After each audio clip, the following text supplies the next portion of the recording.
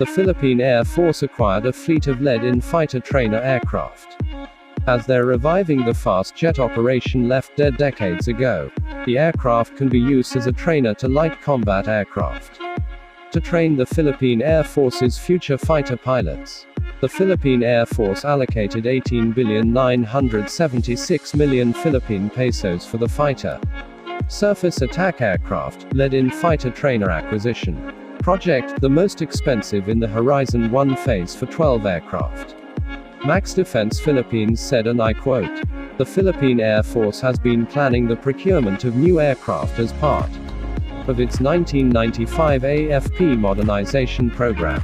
Among those in the original plan a surface attack aircraft, which was described by our Philippine Air Force contributors as light combat aircraft that can conduct limited fighter capabilities, including short-range air interdiction, close air support, and ground attack missions. Due to its limited capability, it is not feasible to use the surface attack aircraft for air defense missions, and instead can be used to provide fast jet strike capabilities in line of multi-role fighter aircraft."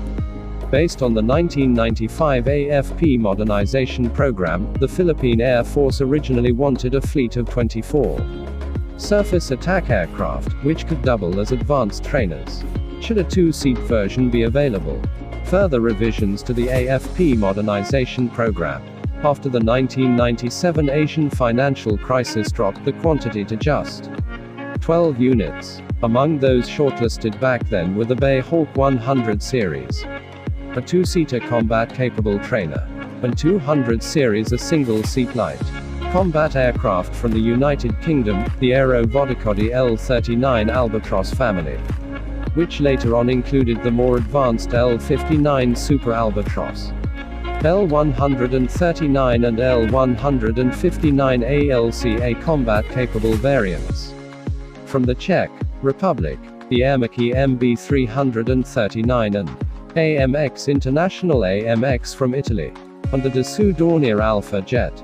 The Philippine Air Force's favorite in the 90s was the Italian-Brazilian AMX International AMX ground attack aircraft, a two-seater trainer version. The proposal did not push through due to some reason. The Philippine Air Force diverted its funds for immediate needs instead of buying surface attack aircraft, until the approval of the revised AFP modernization program in 2012.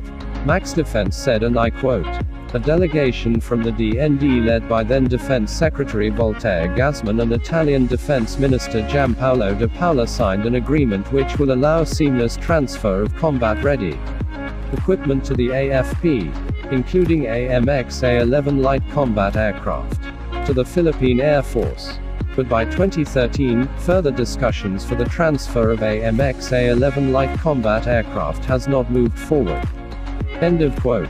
The Philippine Air Force acquired separately lead-in fighter trainer aircraft to train future pilot that can easily transition to multi-role fighters aircraft training. The US government offered before between 12 to 24 used F-16C/D Fighting Falcons, which will require refurbishing and reactivation works prior to delivery to the Philippine Air Force.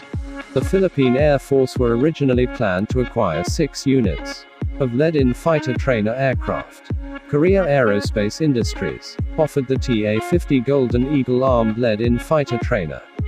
Italy's Alenia Airmaki offered the M346 Master, and BAE System offered their Hawk single-engine, jet-powered advanced trainer aircraft. But only the M346 Master and TA-50 are shortlisted.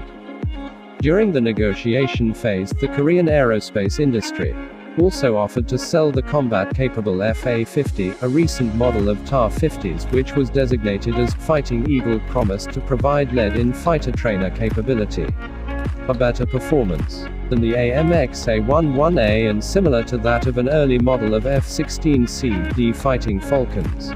Max Defense added, and I quote, "The Philippine Air Force and the Department of National Defense decided to upgrade the acquisition to a fighter surface attack aircraft lead-in fighter trainer acquisition by combining the surface attack aircraft and lead-in fighter trainer aircraft requirements into a single aircraft using a revised specifications that required the aircraft to be combat capable. This new requirement automatically removed the Alenia Aermacchi M346 Master from the running due to its lack of even a basic combat capability.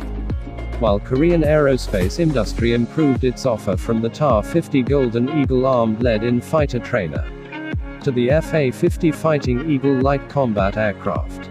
The deal with the Italians for used AMX A-11A and TA-11A aircraft fell through afterwards, together with all other Italian offers, as the DND decided to pursue brand new materiel through public bidding instead of government to government negotiations for mix of new and used equipment from Italy.